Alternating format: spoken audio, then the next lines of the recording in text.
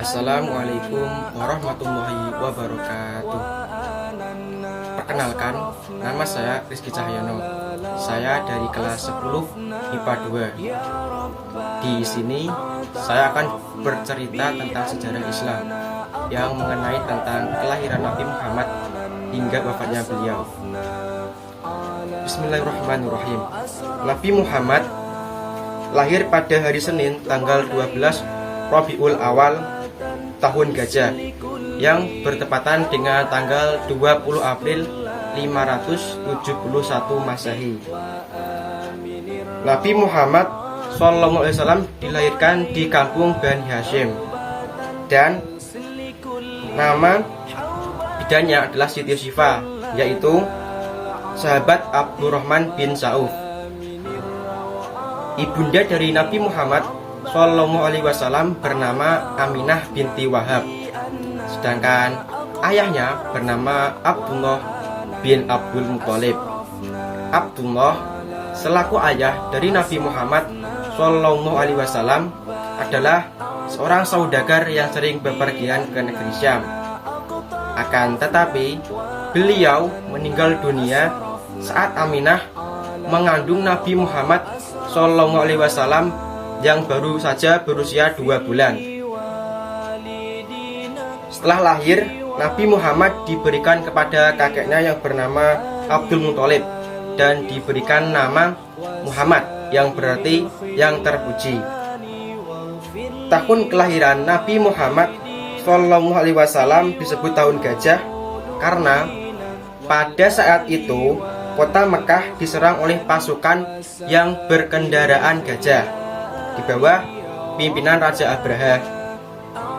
Dia adalah salah seorang gubernur dari kerajaan Nasrani di Yaman.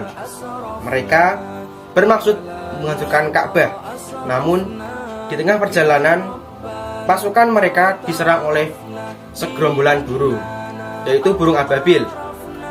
Burung ababil merupakan burung yang diutus oleh Allah Subhanahu wa Ta'ala, yang masing-masing burung membawa 3 batu kerikil, 2 pada kakinya dan 1 pada paruhnya. Dengan demikian, hancurlah pasukan Abrahah dan Ka'bah selamat dari kehancuran. Nabi Muhammad SAW disusui oleh ibunya sendiri selama 3 hari, lalu ditusukan kepada Suaibah, budak perempuan Abu Lahab yang sudah dimerdekakan. Kemudian Nabi Muhammad SAW diberikan kepada Halimah Sa'diyah untuk disusui. Kemudian Nabi Muhammad pun ikut kepada Halimah Sa'diyah dan tinggal di desa Bani Sa'ad selama kurang lebih 4 tahun. Tahun kelahiran Nabi Muhammad SAW disebut tahun gajah. Mengapa? Tahun tersebut ditandai dengan datangnya tentara bergajah di bawah pimpinan Raja Abraha dengan 60.000 bala tentaranya yang bertujuan untuk menghancurkan Ka'bah. Raja Abraha berasal dari negeri Yaman. Dia mempunyai pasukan bergajah yang ditugaskan menghancurkan Ka'bah. Pada waktu itu Ka'bah dijaga oleh sang kakeknya Nabi Muhammad SAW yang bernama Abdul Muthalib. Dalam keadaan pasrah, Abdul Muthalib berdoa kepada Allah Subhanahu wa Ta'ala agar Ka'bah diselamatkan dari tangan-tangan orang yang ingin menghancurkannya. Allah Subhanahu wa Ta'ala pun mengabulkan doa-doa dari sang kakek Nabi Muhammad, yaitu Abdul Muthalib, yaitu dengan mendatangkan pasukan burung ababil yang melemparkan batu-batu kerikil yang tajam dan beracun.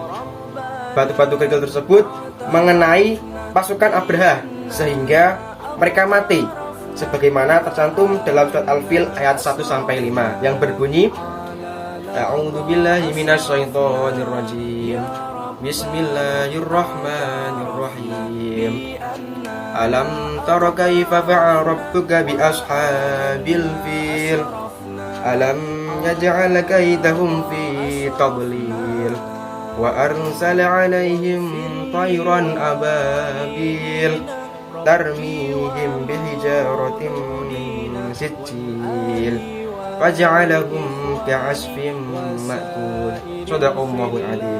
Dengan demikianlah musnahlah pasukan Abraha bergajah pimpinan Raja Abraha, dan akhirnya Ka'bah selamat dari kehancuran. Nabi Muhammad memiliki nama lain atau gelar yang khusus, yaitu yang pertama disebutkan dalam hadis riwayat Bukhari dan Muslim. Yang pertama Ahmad, Mahi, Asyir, Akrib, Muqafi, Nabi Taubah, Nabiur Rahmah, dan lain sebagainya.